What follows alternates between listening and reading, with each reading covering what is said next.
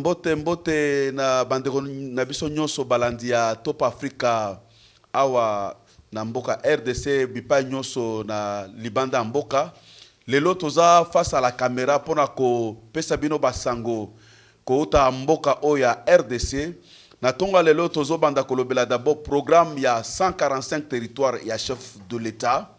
Lobby mokonzi mboka akotaki réunion na oezali comité ya pilotage ya grand projet programme ya développement ya 145 territoires na comité ya pilotage ya ba secteur nyoso, secteur ya intégration régionale, secteur ya santé, secteur ya eau et électricité, ba secteur ya infrastructure.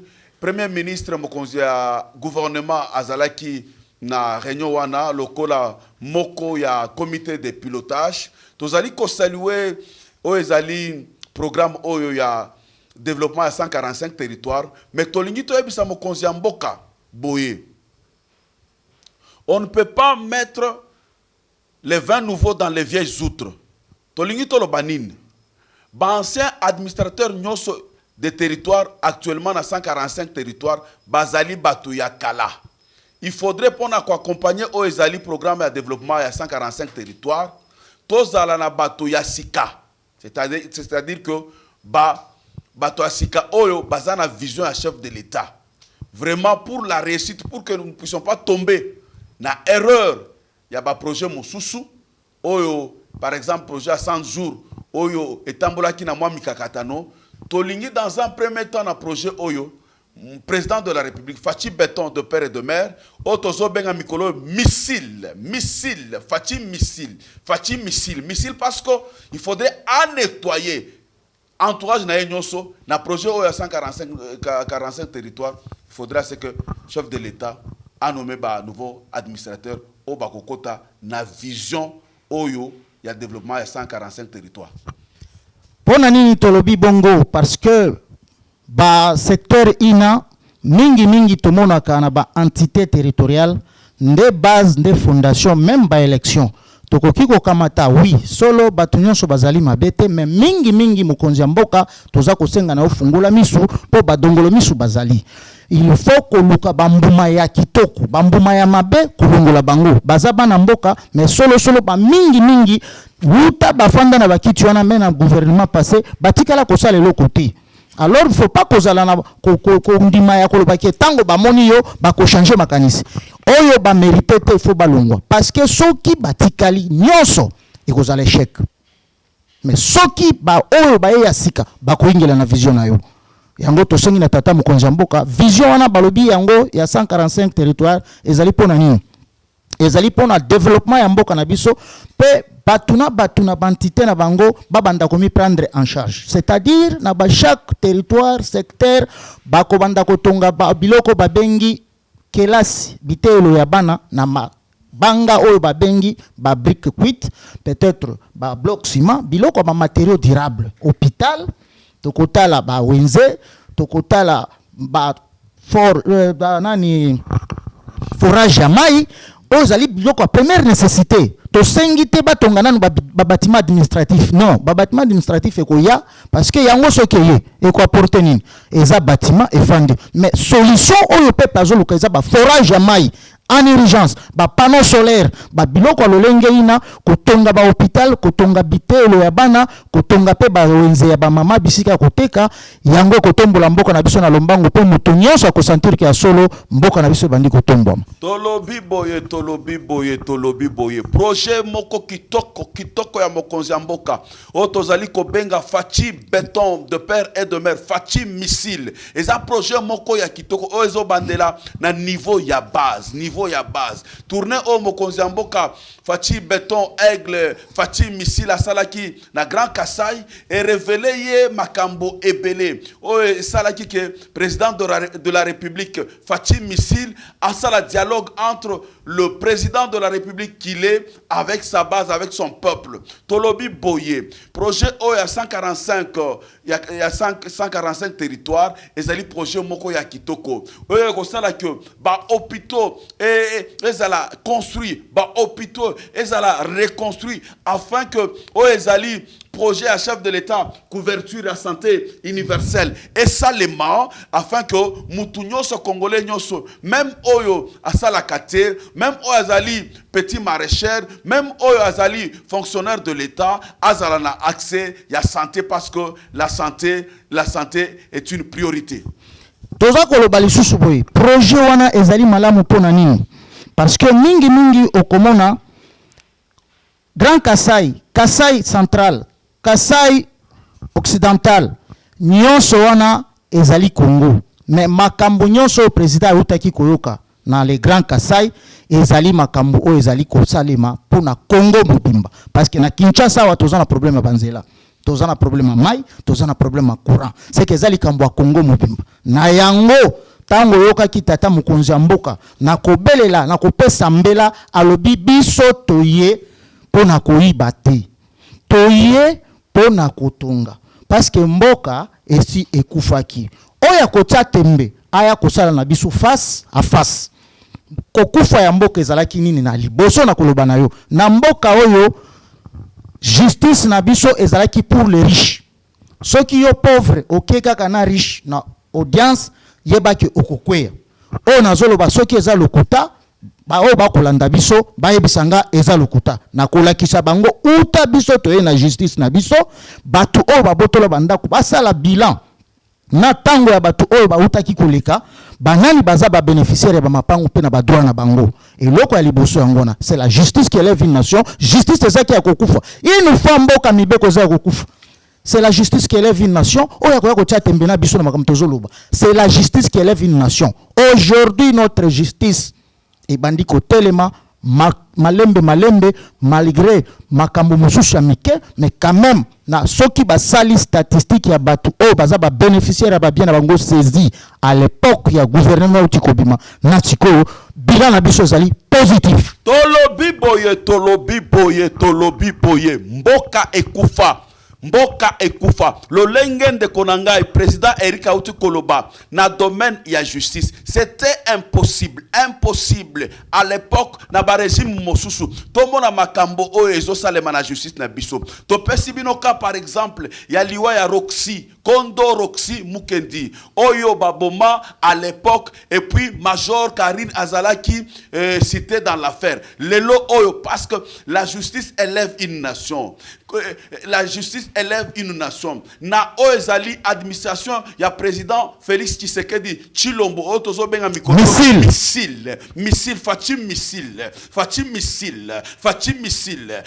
missile bomona ki verdict oyo ba otiko pesa na oezali likamba Roxy Mukendi Major Karine condamné à perpétuité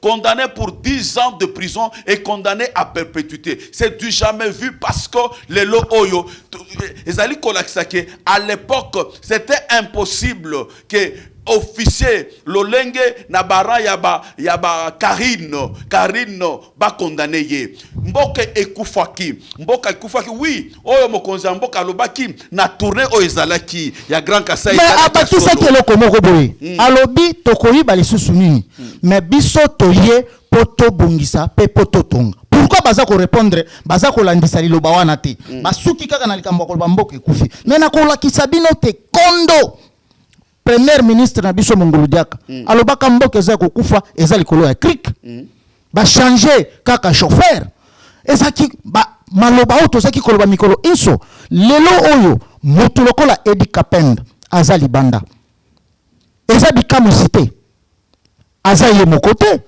tozomona batu lokola ba mwanda ntemi tozomona sur toute l'étendue de la République amnistie à 7000 personnes ba généraux ya batu ya Mobutu o ba équatorien ba ndeko na biso ba kangama pamba pona kozala kaka ko appartenir na ekolo o ezalaki ya Kondo Maréchal Mobutu lelo bazali banda awa toza koloba na bino procès mususu ezali kosalema awa ya Shebeya na Bazana boza komona lolenge nini dossier wana ezokende na ko évoluer c'est-à-dire c'est la justice qui élève une nation botika mutema mabe tango alobi ke mboka ezalaki ya kokufa tokoyiba nini mais biso toye pona koyiba te toye pona kotonga pourquoi baza ko bakisa eloko wana te parce que c'est comme qui dirait tango tozali awa est na biso de la République démocratique du Congo ezana ba bastion oyoti Mobutu ti Musée ni Joseph batikala konyata makolo te mais lelo bendela ya Congo eza kopepa. Pourquoi batu wana pona kozala ba patriote pe ba nationaliste, même pas ko féliciter notre armée et la police. C'est-à-dire, il ne faut pas que ça la politique ya haine. Ça la politique o ya place moninga sali ya bu républicain. Tolobi boye to saluer na tongwa lelo to saluer mampinga na biso bana FARDC longonya FARDC bonne année meilleur vœu Bilombe état de siège tolobi boye mboka ekufaki. Il y avait plusieurs groupes armés na est, une armée qui était composée de mafieux lelo oyo na état de siège. L'état de siège vient de faire ses preuves. L'état de siège vient de donner ses résultats. Des résultats spectaculaires. Un grand chef rebelle vient d'être capturé. Un grand féticheur, Yakodeko. Je pense que vous avez les images. Pour que Bolandi, un grand chef coutumier, grand féticheur ya Kodeko oya se rendre na ba troupe na epaza ko benga ba bazana kati ya zamba babima. C'est-à-dire quoi? Le pays était mort. Tokomi ko tombola mboka na biso sur l'échec mondial, sur la planification balkanisation oyo lingaki kokota na kati ya mboka avec le FARDC et nos voyants soldats et la police to pesi bango longonya. Botala ba bastion autobotoli plus de 75 bastions. Tolobi boye mboka ekufaki. Tango mokonzi mboka fachi béton missile fachi missile. Akenda ki na séjour na eko vanda na Goma plus de 20 jours. Ba pesa ki rapport selon lequel mboka ekufaki déjà sur 21 000 militaires, il y a est de la RDC. Seulement, combien? 6 000. Mboke Koufaki. Donc 16 000 fictifs. 16 000 fictifs. Mais chose grave. Gouvernement central ezaki kotinda bateni, c'est-à-dire bateni ya 16 000 hommes wana bomituna ezaki kokende wapi.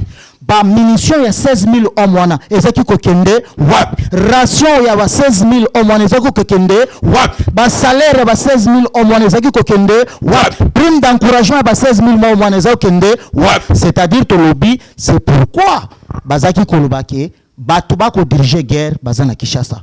Ba 16 000 hommes wana ezaki bango moko ba créer ki ba groupe armé na bango na ba réseau mafieux ba ko exploiter ba minerai ya Congo. Posez-nous la question, ateni na ba munition na ba prime d'encouragement ezaki kokende wapi. Mboka ekufaki déjà. Siko mwana mboka fachi missile akomi ko relever yango. Mboka ekufaki, mwana mboka fachi missile akomi ko bongisa yango. Tolobi boye mboka ekufaki, Jekamine ekufaki, Miba ekufaki, SNCC ekufaki, Onatra ekufaki, RVA ekufaki, RVF ekufaki. Ba secteur nyonso sala kinini ekufaki. Kilomoto ekufaki. PLZ ekufaki. Onatra ekufaki. Midema ekufaki. Scott Snell ekufaki. Régie des eaux ekufaki. O biso toza koloba na bino tovandi na Kinshasa awa. Tozalaka na tango o biso toza kokola chaque 18 heures o ya kolanda émission soki atie tembe aya kosala na biso droit de réponse. Tozalaki 18 heures minda yango moko epeli. Tozalaki kaka na barrage ya inga oyo. Lelo koma o ma ezaki kotonda muchanga saliboye zelo saliboye. Pourquoi à cette époque courant biso na kati ya Kinshasa toza ko vivre na ba courant ko banda aéroport ti palais du peuple bazote la biso ba courant ya ba nani comment on appelle ça encore ba panneau solaire ezalaka te Congo ya biso éclairage public ya panneau solaire pe yango nyonso yango wana ekufaki tokoloba toloba te ba panneau solaire wana epelaka lisusu epelaka te. C'est-à-dire toza kolakisa bino ke mboka ekufaki botala likambo ezaki koleka na kati ya mboka oyo ba oyo ba uti kokamba mboka oyo o lelo balingi bazwa liloba ke mboka ekufaki komi problème.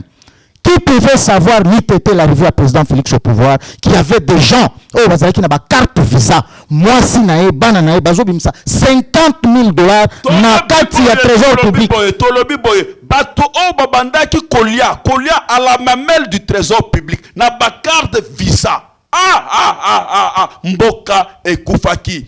Lelo oyo, Fachi missile ayeko bongisa mboka. Botala lolenge université de Kinshasa ba étudiant ba bandaki ko sala ba grand besoin ba tche yango na ba sachet université ba toilette ba bisika ya kolala et comment ki lokola de potoir lelo o soki na université ya Kinshasa réhabilitation université ya Kinshasa Fachi missile université ya Kinshasa et comme lokola université ya Chicago et community lokola université ya Texas et comme bisou les étudiants à Kokiko quand on a toilette, aller à la toilette. Et en plus, et que ce soit même le Belge qui ont construit l'université à Lovanium, ceux qui les ont visité en go, bah couper sa coupe de chapeau parce que bazaki kobe nango colline inspiré. Lelo oyo, ceux qui ont au Tali campus na biso université.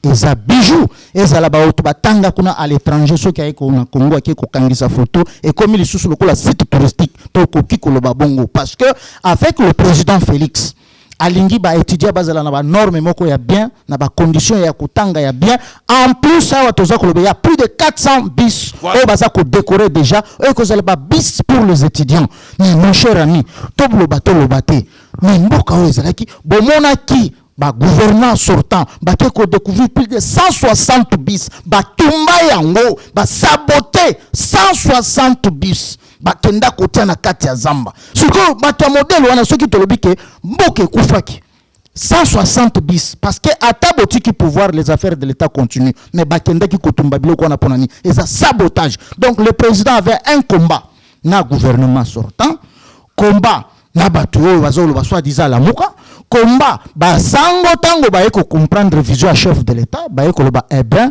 mwana mobali wazala maele ya bien bandeko bobotika ko bata masima ekelezia boni bongisa pona mapona mito to monike makanisi na eza ya kitoko bouti ko mona lobby mwana mobali o Denis Kadima na batu oyo misato ya opposition bazanga ki pona ko kokta kuyingela na kati ya seni ba prêtaki serment c'est-à-dire azana na respect ya constitution azolinga élection c'est le manatan oyo ekomami na kati ya buku likonzi ya mboka tolobi boye mboka ekufaki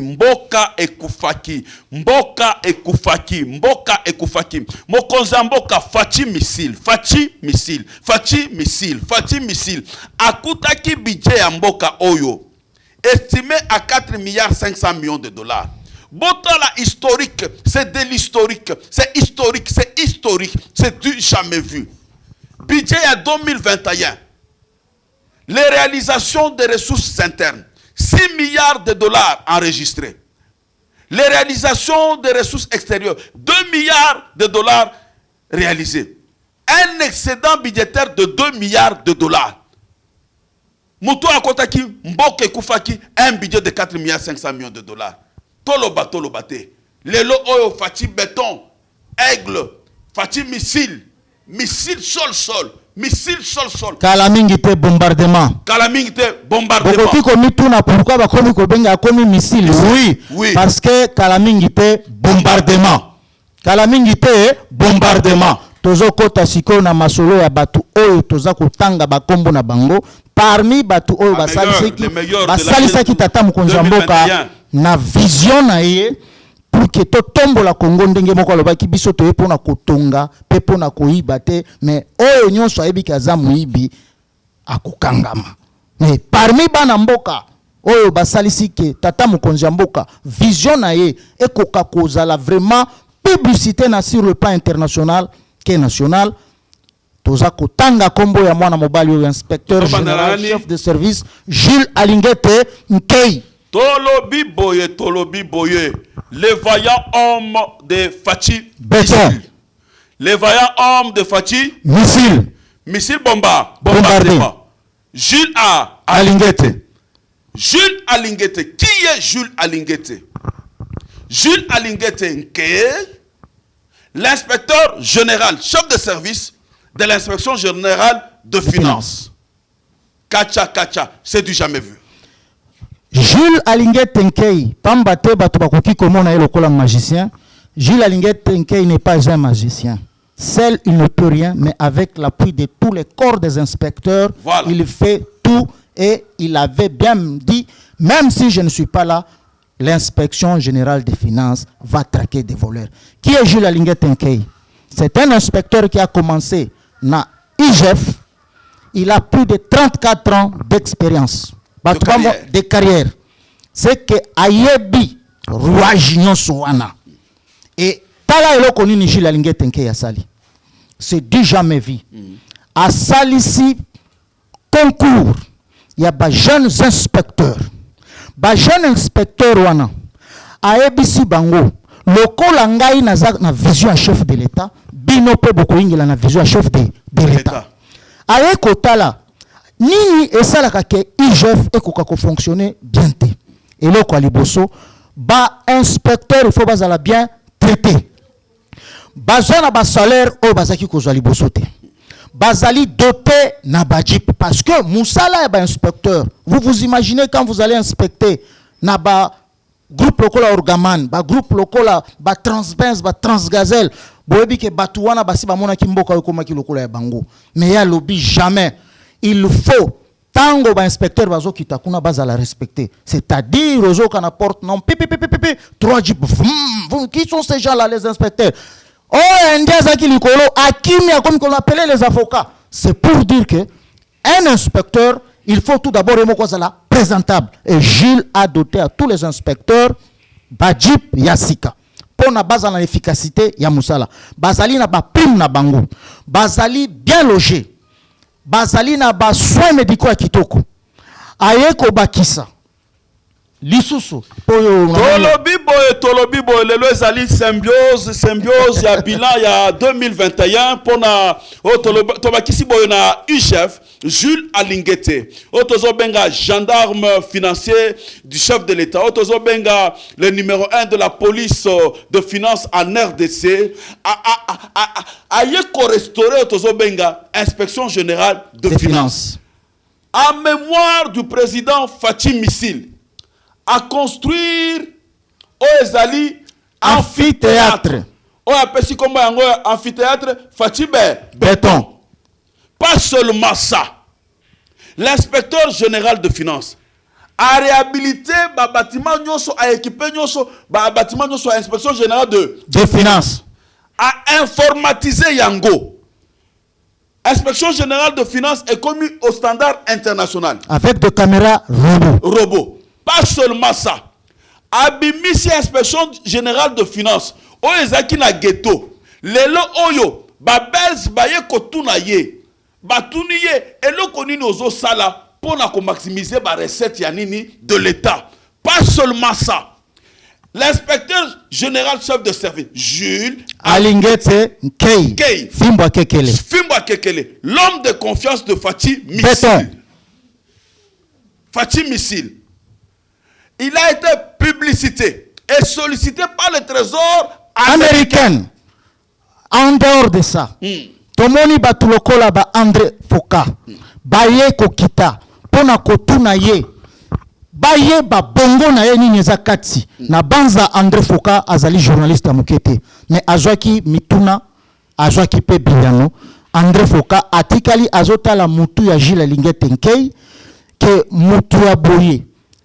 Auti wapi Jules Alingete Nkei Utaya ingeli na ngwende batu bazo kanisa et c'est pourquoi tolingi to le belabino lelo batu bakanisa ka IGF ezali justice non IGF eza justice te popo kotanga oh mais batu boye IGF azali inspection générale de finances yeso ki asali enquête akamati mikanda akeko pesa na bakati akeko pesa na bazuzi to ba magistrat babandi ko traiter ba dossier sauf que ba dossier mususu za na banquette milai il faut ba kende nango tina suka et bongo ba rendre justice mais pamba te ye mwana ya bato asi asali nyonso bomona kitangwa kitilo alabo aeko kitana okatanga onga bakisana tolobi boye l'inspection générale de finances Jules Alingete azali justice te. Bato bazali komituna ba dossier nyonso ezala ya Regideso ezala ya SNEL RTNC ba dossier wana nyonso Gilles Alingete asali musala apesi ba conclusion maître ezali nini justice asala musala na yango neti awa ba déjà ba audit il y a Jekamine Banda qui déjà. Ba conclusion nano ba pesi angote. Ce qui te commune à faire ba conclusion, inspection générale de finances, conduit de main par Jules Alingué Tenkei et qu'on peut ça ba conclusion. Na 2021, l'inspection générale de finances, conduit de main par Jules Alingué Tenkei, le gendarme financier du chef de l'État, Fatim Missil, Aoutaki Kosala, pour la base sur la Bango, en dépit d'être inspecteur général de finances, gendarme financier du chef de l'État, Jules Alinguete, c'est un grand manager. Un grand manager. Un big manager. Pour préparer la relève, pour montrer à la jeunesse congolaise, estudiantine de la province-ville de Kinshasa, a organisé un amphithéâtre Fatih Béton. Il y a un chef, qui causerie citoyen. Pour la jeunesse estudiantine, les missions de l'inspection générale de finances et les étudiants de la province de Kinshasa ont été édifiés et éblouis de ces messieurs, ces grands managers de finances publiques. Pambate, ba étudiant wana alatisaki bango lisusu prise à conscience ya kolinga mboka na biso pe kolakisa bango na bamboka misusu lolenge nini bamboka eza kotambola pourquoi pas epa na biso eza magité ezalika ka prise ya conscience et que kotombola mboka na biso et ko kokende liboso soki otali bilan ya président Félix lelo ekomi mutu soki banome na poste azako banga pambate eloko liboso soki ayoki kaka kombo ya Gilles muta susumuki po soki eza lokuta eza na babisika mususu ndenge biso tozolo baboye basilisi nanu konyata bango te mais soki ayoki kaka ke Gilles akoti akoki ko sauter na fenêtre pe apakati mbangu lolenge de konanga Eric na affaire à 14 millions les DG de FPI alobaki boye tango asali o ezaki interview na ba journaliste alobi boye bino bozolo bake ba détourner 14 millions et pas ya conseiller Marcelin Bilomba oyo lelo oyo ngana za DG par intérim anini, il y a FPI. Je vous dis qu'il n'y a pas eu de détournement. Parce que les lots, batunyo so babangaka, tozo bangaka ka Jules Alinguete. Na lolenge nini. Biso, oyo tozo bimisa mbongo, FPI pona ba projet wana ba construction ya ba école ya ba hôpitaux wana. Mbongo bimaki, ezali kaka 3 800 000 dollars. De long ou de près, les conseillers Marcelin Bilomba n'en est pour rien. Jusque-là, il est présumé innocent. Il n'en est pour rien parce que lui, il est là pour faire le suivi du programme présidentiel. Toza kolobabouye. Nalandaki na bitando Mike. Ok. Touti kolanda na bitando na biso Mike. Na komona mwana mobali moko boye. Ako circuler koloba na kombo ya Jules Alinguete. Ndeko. Kozanga koyeba ezali liwa ya ndambo. Maloba nyonso yo outi koloba contre Jules Alinguete Tenkei. Jules abandi musala lelote. Jules abandi musala kala. Mais biloko nyonso yo tangi olobi aza muibi. Oza kwa signer ba parole na yo. Parce que olobi aza muibi. Keba, nous sommes dans l'état de droit, tous en état de droit. Jules a sa famille, ses frères et sœurs. Yo bengie aza muibi. Tango kokoma devant justice, okopesa ba preuve. Bandako olobi lokoro, banunu, o nyoso yo tangi, okoya na babuku wana, opesa yango. Bongama. Parce que, okoki kozwa mutu oyo azali l'homme de confiance à chef de l'État te, o bandako sakana na ye na biloko ezoloba, soki batindi yo, ou bien oyebi Jules te, o bandako loba, ozo benga inspecteur général de finances ke aza muibi. Ok, comme toza na état de droit, on peut apporter biso ba preuve, parce que on va pas vous laisser. Trop, c'est trop. Tolobi boto ebisi jeune garçon wana. Yo ozo sakana na Jules Alinguete. Jules Alinguete Nkei, l'inspecteur général chef de service, aza moninga na yote, atanga lokola yote, aza mouyibite. Quand tu traites une grande autorité, un vaillant héros de finances publiques, ozolobeleye aza moyibi, prépare-toi, mi bongisa, oya na ba preuve nyoso, on correspondre devant la justice. Ya yibi. Ya solo eza droit na yo, mais apporter la preuve. Tolobi boye. Yo lobi ke ayibi, asombi bandako na matete, na kwenge. Nous aimerons te dire ceci. Na kwenge, eza bisika ya abotama papa na ye na mama na ye. Bisika babotaka Jules Alingete nke amwana matete. Abandi musala lelote. Abandi musala lelote. Ata asombi bandako na matete. Azana droit. Azana droit. Tango babandaki kofuta oyo botami nano te. Soki yo otanga kite. Soki olingi kotanga te. Tanga mi mettre à jour. Soki okanisi eza ko diaboliser Jules Alingete, un homme intègre, un homme qui rend un grand service à ce pays. Soki ozana nzala, kende osenga audience bakabela yo mbongo. Sika ko diaboliser mutu oyo azosa la fierté ya administration ya Félix Tshisekedi chilo soit zobenga nani Fatimi soit baza kotinda yo eloko moko fo ba congolais ba yebaka tokoki kozala na kozanga koyeba te. C'est-à-dire quoi? Quand tu t'attaques à Moutounionso au chef de l'État a nommé, pendant que à perdre confiance et pas chef de l'État, tu t'attaques au chef de l'État. Voilà. Et ça le col na kati ya famille. Ceux qui osent s'attaquer na maman, chef du gouvernement, osent s'attaquer na papa. Ceux qui osent s'attaquer na yaya na bino ya liboso, osent s'attaquer na papa. Parce que à part papa na maman, yaya liboso nda yaka chef du gouvernement. Monsieur Keba lisusu. Tosi toyebi elongi na yo, tozana ba vidéo na yo, vous serez recherché par la justice pour apporter les preuves. D'ailleurs, vous allez komoka malamu ko salisa biso, ola ki sabiso ba preuve pour ceux qui azape muyibi. To mona ndenge nini bakoki ko sambisa. Mais yo, yeba ke oza dans le viseur la justice, on va pas te laisser. Tolobi Boye, inspection générale de finances, avec comme thème patrouille financière. L'année 2021, ça a été une année de grande réalisation avec l'accompagnement de l'IGF, conduit de main de maître par Jules Alingete. Nazo Katabouye. Monsieur, yo yebi batuboni o Gilles a sali inspection mindele to batumindo.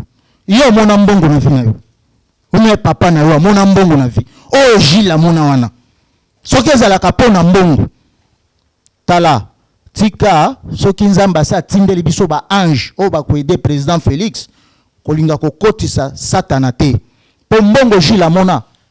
Vous allez m'excuser même papa na mona ngote. Keba na yo. Tolobi Boye. Le bilan de l'inspection générale de finances 2021 avec le thème patrouille financière. Patrouille financière et sali conduit de main de maître otobengaka caméra caché. Il y a IGF. L'an 2021, l'inspection générale de finances. La réalisation, l'accompagnement du gouvernement. L'accompagnement dans le régime financier. Le régime financier avec l'accompagnement de l'UGF, avec la patrouille financière, a réalisé des chiffres miribolants. Des chiffres de réalisation miribolantes. Ok. Miribolantes. Du jamais vu. Le régime financier à elle seule, avec l'accompagnement de l'IGF et du ministre de Finances Nicolas Kazadi, ont réalisé plus de 6 milliards de dollars de ressources internes. Pas seulement ça, l'IGF, avec la patrouille financière, à la fin de l'année, au mois de décembre, les FONER a réalisé plus de 23 millions de dollars, équivalent à de recettes de 3 mois de réalisation du FONER. C'est du jamais vu. Regardez les résultats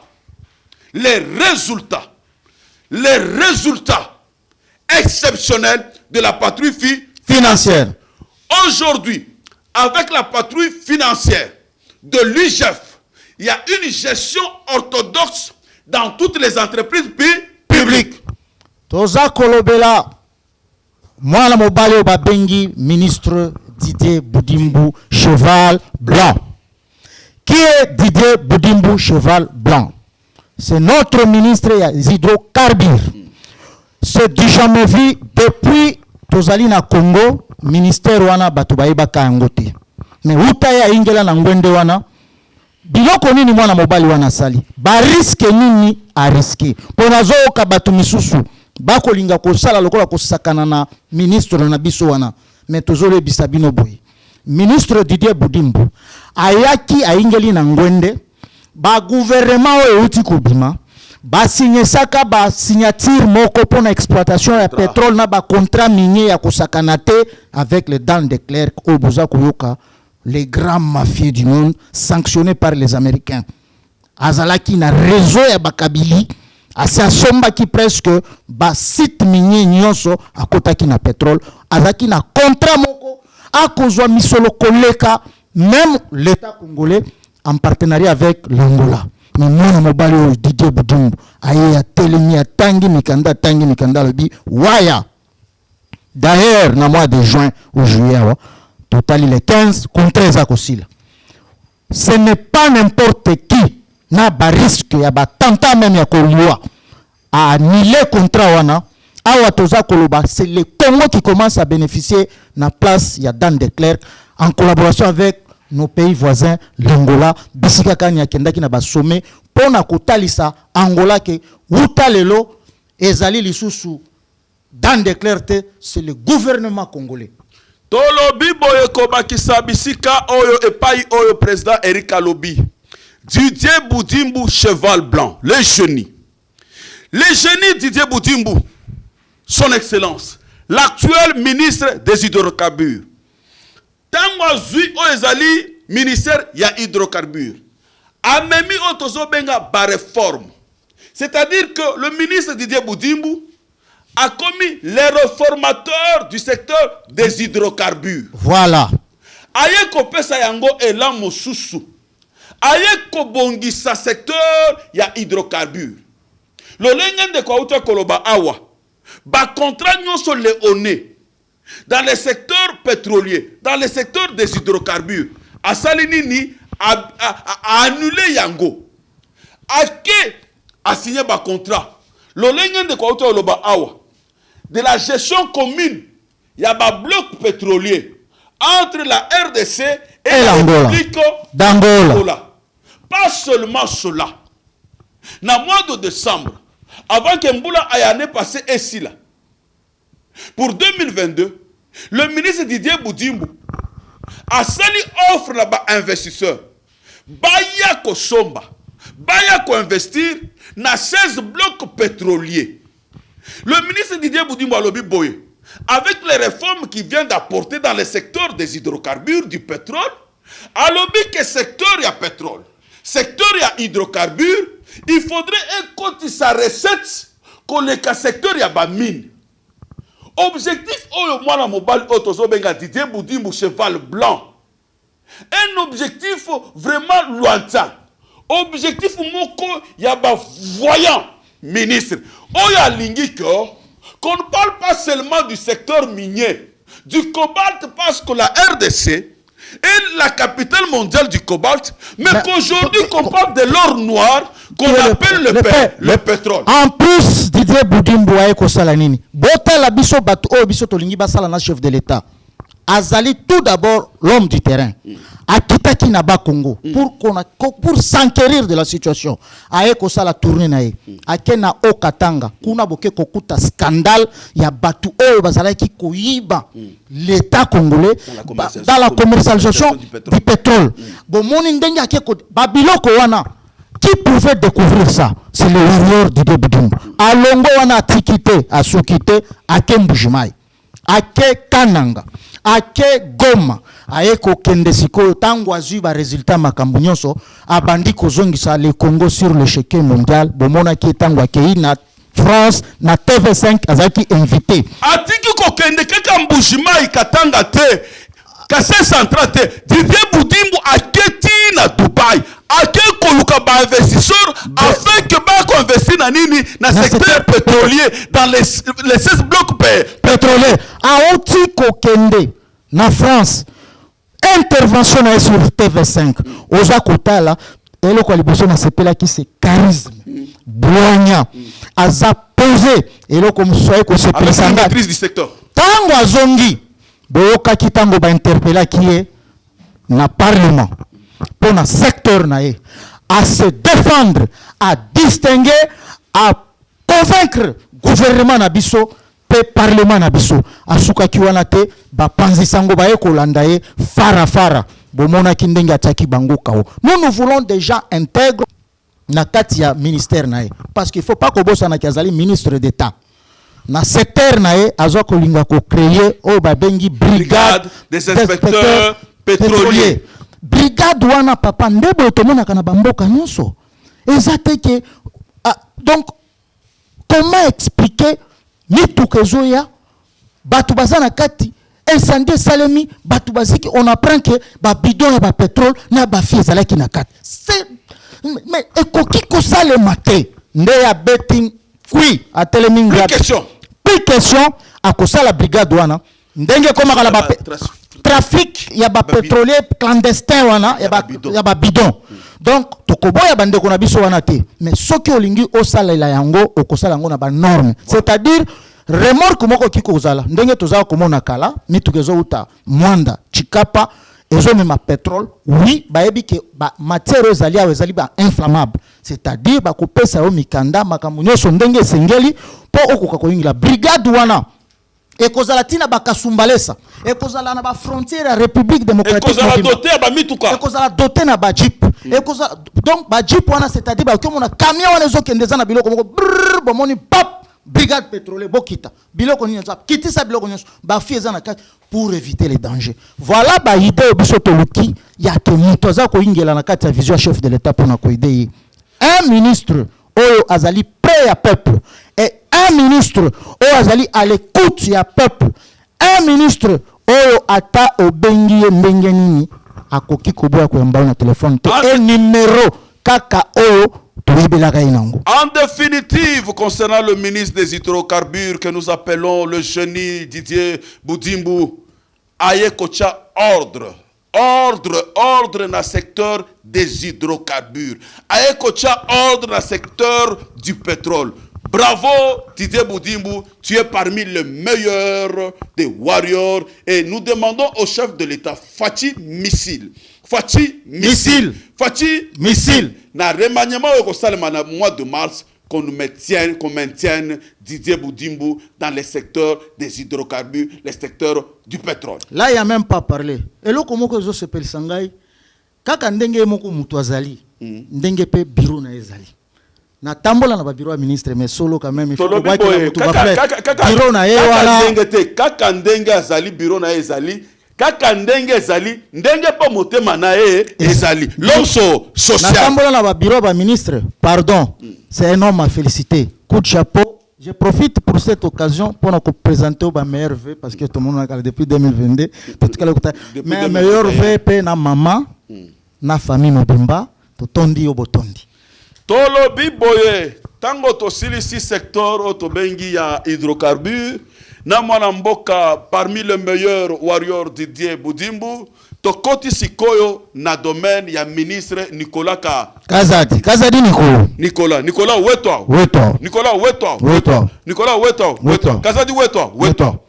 Ça c'est parmi les meilleurs ministres de finances africains.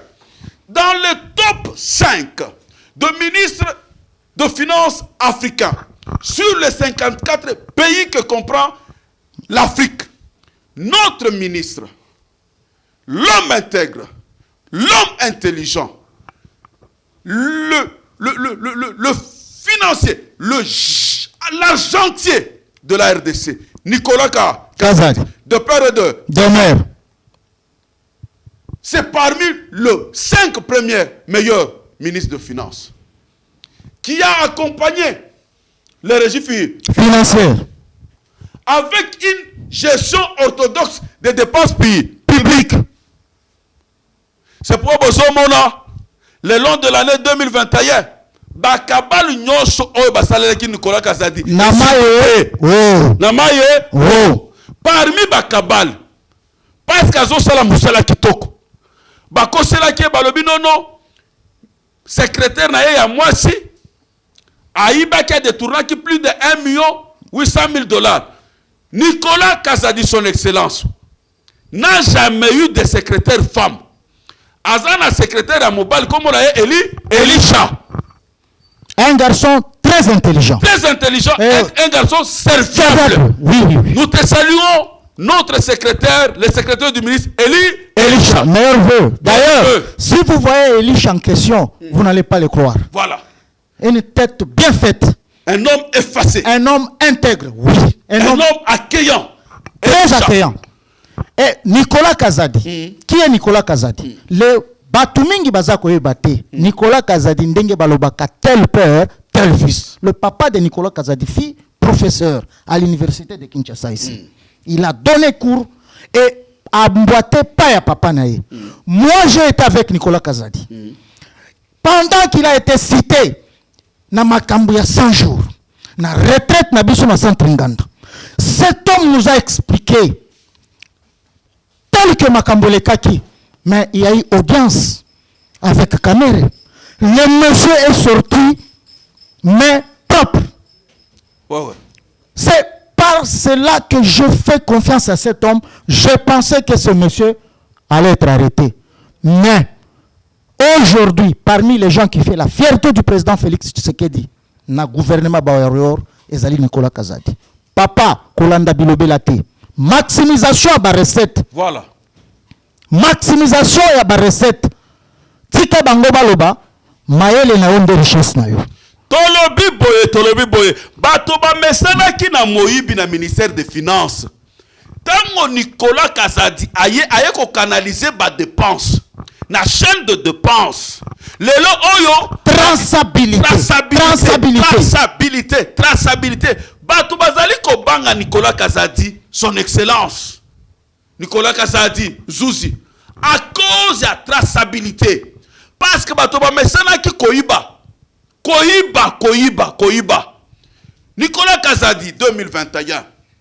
A renir ba DG nyoso ba régie financière. A pesi bango ligne. A yebisi bango, a pesi bango ba signation. Chaque fin du mois, chaque DG, il y a régie financière nyoso, il y a la DGI, il y a la DGDA, il y a la DGRAD. Félicitations à ces DG qui sont allés au-delà des assignations qui leur ont été demandées par le ministre Nicolas Kazadi. De même, pour cette année 2022, nous demandons à ce que tous les DG des régies financières, des 3 régies financières, de faire encore plus mieux. Parce que le budget de cette année 2022, c'est un budget de plus de 10-11 milliards de dollars. Et pour cela, pour que tout ce qui s'en a pas Nicolas Kazadi, notre ministre, et que nous aimons bien, nous mettons en garde nos combattants et combattantes. Ouais. Vous faites la honte, mes chers frères. Quand il y a quelqu'un qui aide le chef de l'État, il faut bien le savoir, à la personne de Nicolas Kazadi. C'est parmi les gens qui aident le chef de l'État. Vous vous attaquez à Nicolas Kazadi. Non, mais attaquez-vous à celui qui a nommé Nicolas Kazadi, c'est Félix. C'est ce que vous oubliez. Ce que vous avez besoin, un ministre Nabiso IDPS, qui a une audience. Et puis qui s'amite aux combattants, et aux droits. Ce que vous avez un problème, douleur, à quoi vous satisfaire. Mais botika kosa la bossone. Pendant que vous avez critiqué, mais le monde extérieur, et ça tombe là et peut féliciter. C'est quoi ça? Nous sommes où? Nous sommes où? Au fond de Kakabolamki, Nicolas. Est-ce que Nicolas afandaki na Kishasawa atsali na président ba projet à 100 jours Nicolas Leki boyo kakaya ko ina kati ba makambo bizoba mais tala maximisation ba recette asali soki omoni ka sali yango te yo yaka ko convaincre biso ke na secteur na e ba preuve yango si tu n'en as pas tu n'as qu'à fermer ta bouche mon frère et respecter les autorités établies par le chef de l'État. Tolobi boye pour la kosili son excellence Nicolas Kazadi. Nous devons soutenir les nôtres. Nous devons soutenir les nôtres. Nous ne devons pas détruire les nôtres. Parmi le meilleur des warriors, les nôtres de l'UDPS, nous citons Nicolas Kazadi. Nicolas Kazadi, son excellence, vous avez notre soutien total, notre soutien indéfectible, notre soutien indéfectible, notre soutien total, parce que vous êtes les meilleurs. Un homme social. Nicolas, c'est l'ami des jeunes. Nicolas Kazadi, Nicolas, c'est l'ami des jeunes. Nicolas Kazadi, c'est un homme social, combattant. Au lieu de diaboliser nos meilleurs de nos ministres, ceux qui ont un zala, ceux qui ont un problème, c'est une audience, c'est pas Nicolas Kazadi, c'est un homme ouvert, un homme social, ok, accompli sur quelque chose, au lieu de diaboliser, Oyabiso, na public. S'il y a un problème dans une famille, nous devons régler ça dans la famille, au lieu de régler ça sur la place publique, et surtout de diaboliser les gens qui travaillent mieux, les vaillants hommes de Félix Tshisekedi Milicile. Tozokotana dossier, il y a Mwana Mboka parmi les meilleurs, il y a l'entreprise publique et l'État. Nous citons Gabi Lubiba Mampuya, de son propre prénom, Gabriel, qui dit Gabriel, c'est l'archange qui ne joue pas dans ma mission finale. L'archange qui ne joue pas dans ma mission finale. Gabi Lubiba Mampuya, asalinini na kati ya OCC. Ye alobi ya koingela na vision chef de l'État pour qu'il y ait un OCC fort et debout. OCC, oya travail. OCC, oya salaire, batuba kozwango mensuellement, na badatu oyo sengeli. OCC, oyo ya kofuta mpaku ya l'État. Oyo babengi na kati ya babuku mikonzi ya mboka na biso. Oyo baza kobenga yango ba redevance ya l'État. Gabi akofuta yango. Gabi akofuta ba travailleurs ya OCC sans retard atamoko. Gabi azali mutu oyo azali na zéro conflit na bakore ba syndicaliste ya mboka ya OCC. Azali mutu azali na zéro faute na makambu oyo etali conflit na bagent pe bakadre. Gabi azali mutu oyo azali na zéro faute na ba retard ya paiement na kati ya OCC. Gabi Lubiba Mampuya azali moko ya ingeli na vision chef de l'État pour na kotombola lokumu ya chef de l'État afin que OCC azala na nyongo moko te ya ba dette intérieure ou extérieure ya ba partenaire na ye. Gabi Lubiba Mampuya oyo azali mwana mboka aingeli na ngwende ya président Félix Antoine Tshisekedi wa Mulumba. Oyo autaki kotonga laboratoire munene na kati ya mboka Fungurume. Oyo ezali na ba standard ya ba normes nyonso internationaux. Oyo azali kozela lisusu kokende kotia première pierre na oyo babengi laboratoire na ville province ya Lualaba. Gabi Lubiba Mampuya. Gabi Lubiba a impulsé sur OCC une nouvelle ère. Comment pourrait... Or, Gabriel est un ange qui n'échoue pas dans ses missions. Difficiles soit-elle, le vent nouveau dont question réside dans des approches managériales axées sur la mise à exécution de la vision du chef de l'État à l'OCC. Celle-ci se résume en ceci. Restaurer la paix sociale. Celle-ci repose, elle, sur le travail pour un OCC debout et fort. Le travail produit le paiement du salaire mensuel dans le délai, et précisément le 25 de chaque mois. Des avantages conventionnels, de redevances de l'État et des obligations sociales de partenaires. Ainsi, à l'aube de 2022, l'OCC de Gabi Lubiba se présente sous ce tableau. Zéro conflit professionnel. Zéro couac avec la délégation syndicale. Zéro arriéré de salaire et de cadeaux aux quatre coins de la RDC. Harmonie entre agents et cadres. Zéro arriéré auprès de l'État congolais et de partenaires internes et externes de l'OCC. En plus, Gabi Lubiba Mampuya pona ane uti koleka. Azali moko ya ba DG oya kindaki doté na ba travailleurs ya OCC ba mapangu bomona kaye na président AI Jean-Marc Kabunda.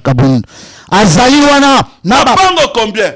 adotaki ba travailleurs ya OCC na mampango plus de 150 bampango na ba standard ya ba norme normal oyo oza kokota na ndaku batongi ndaku na ba standard oyo ba standing ya technologie ya sika okoti openi o sentir que naza na kati ya ndaku depuis ya ingeli na kati ya ngwende na ye ezala ba pensionné bafuta maka ezala bawa bakoma kofuta bambongo ya bawo bakenda pension na bawa donc Gabi Lubiba Mampuya azali wana likambo na mutu te likambo na bakonzi te likambo na batravailleur te likambo na basyndicaliste te azali lokola faci maboko pe pembe facimi misil Gabi Lubiba Gabi Lubiba de père de Gabi Lubiba Gabi Lubiba est venu donner un souffle nouveau à l'OCC.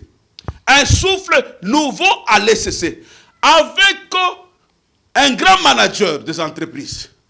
C'est pourquoi Kozali Kosenga, Naoye Kozala, ba nomination ba mandataire, parmi le mandataire qu'on peut retenir, il y a Gabi Lubiba pour l'OCC. Parce qu'il a prouvé qu'il est dans la vision du chef de l'État. Nous venons d'énumérer ici le tableau qui est un tableau clair, un tableau prometteur de l'entreprise de l'OCC. Ça, c'est un vrai manager. Félicitations, Gabi Lubiba. Gabi Lubiba.